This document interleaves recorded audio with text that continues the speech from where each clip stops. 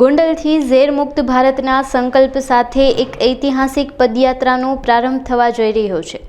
જાણીતા ગૌસેવક રમેશ રૂપારેલિયા અને ગીર ગૌ જતન સંસ્થાન દ્વારા આયોજિત ગાય ગામડું અને ખેતી યાત્રા 2025નું આગામી 25 ડિસેમ્બરના રોજ રાજ્યપાલ આચાર્ય દેવવ્રતજીના હસ્તે પ્રસ્થાન કરાવવામાં આવશે। આ અભિયાનનો મુખ્ય ઉદ્દેશ્ય ખેડૂતોને રાસાયણિક ખેતી છોડી પ્રાકૃતિક ખેતી તરફ વાળવાનો અને ગૌ સંવર્ધન દ્વારા ગ્રામીણ અર્થતંત્રને પુનઃજીવંત કરી ગામડાઓને સમૃદ્ધ બનાવવાનો છે।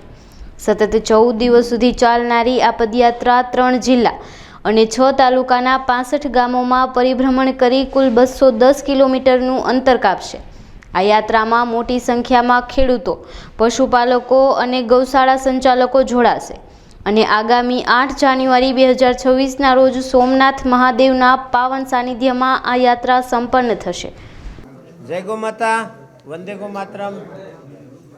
અત્યારે ગોંડલ ગીર ગૌ જતન સંસ્થાન અને સાથી મિત્રો દ્વારા એક ઝેર મુક્ત ભારત અભિયાન, આજે જે ખેતીની પેદાશોમાં અને ફૂડમાં જે કેમિકલ આવી રહ્યું છે અને જેના લીધે આપ સૌ જાણો છો કે ભયંકર બીમારીઓ સર્જાતી જાય છે, એવી સ્થિતિમાં ગો આધારિત પ્રાકૃતિક કૃષિ અને ઝેર મુક્ત ભારત યાત્રા એટલે કે અમારી યાત્રા તારીખ 26ના રોજ આદરણીય મહામહિમ માન્ય શ્રી રાજ્યપાલ સાહેબ આચાર્ય દેવવ્રતજીના હાથે સવારે 10 વાગે ચાલુ થશે અને 8મી તારીખે આદરણીય મહામહિમ રાજ્યપાલ મધ્યપ્રદેશ મંગુભાઈ પટેલ અને આદરણીય મહામહિમ રાજ્યપાલ શ્રી આરિફ અહેમદ બિહાર એમના હાથે સમાપન થશે સોમનાથ દાદાના સાનિધ્યમાં।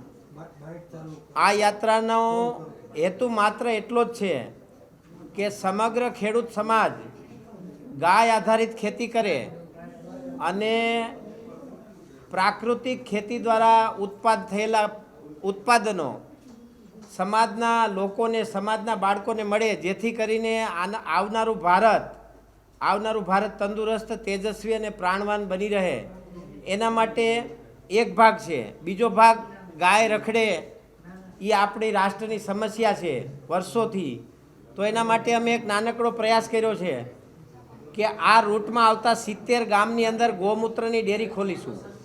અત્યારે ગૌમૂત્ર અમે ખેડૂતો પાસેથી 10 રૂપિયા લીટર કલેક્ટ કરીએ છીએ અને આ ગૌમૂત્રમાંથી એમિનો એસિડ અને અલગ અલગ કન્ટેન એને અલગ પાડી પાર્ટીશન કરી એક ગ્લાસ લાઇન રિએક્ટર, એક કેમિકલ પ્રોસેસથી ગૌમૂત્રનો ઉપયોગ ખેતીની અંદર વધારેમાં વધારે થાય એના માટે અત્યારે 10 રૂપિયા લીટર ગૌમૂત્ર ખરીદી કરશું।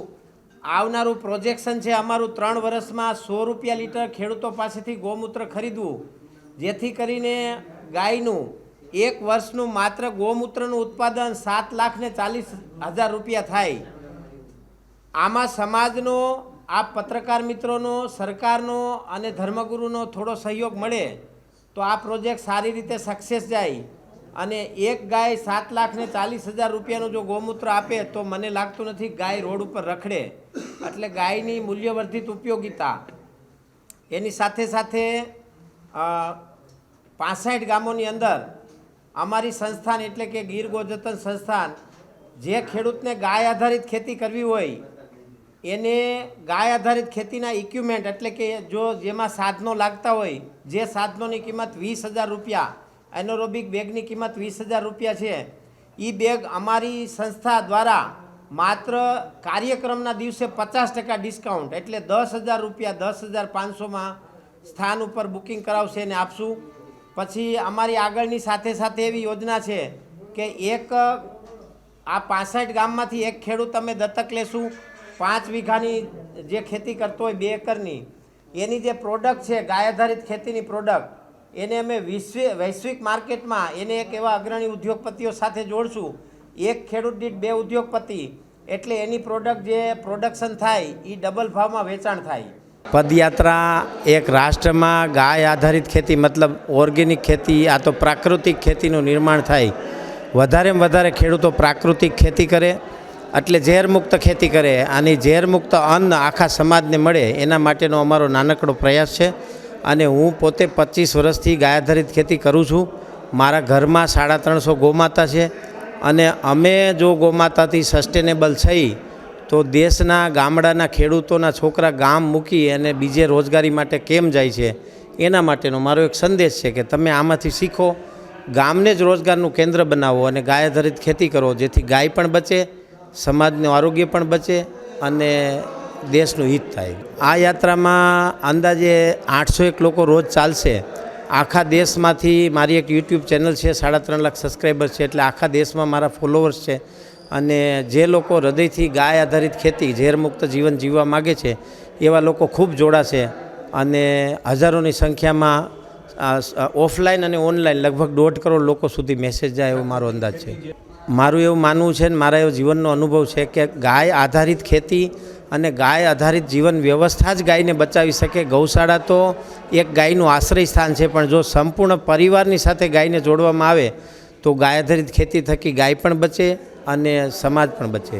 ગોંડલથી યાત્રા ચાલુ થશે અને સોમનાથમાં યાત્રા પૂરી થશે. બસ આપણો સમાજ ધાર્મિક સનાતન સંસ્કૃતિને આસ્થાને માનનારો, શ્રદ્ધાને માનનારો સમાજ છે અને સોમનાથ દાદાનું શિવલિંગ વિશ્વમાં પ્રથમ જ્યોતિર્લિંગ તરીકે પ્રગટ થયેલું છે. તો અમારી આસ્થા છે કે દાદા સોમનાથ એક સત્ય, તેજ અને કરુણાનું પ્રતીક છે.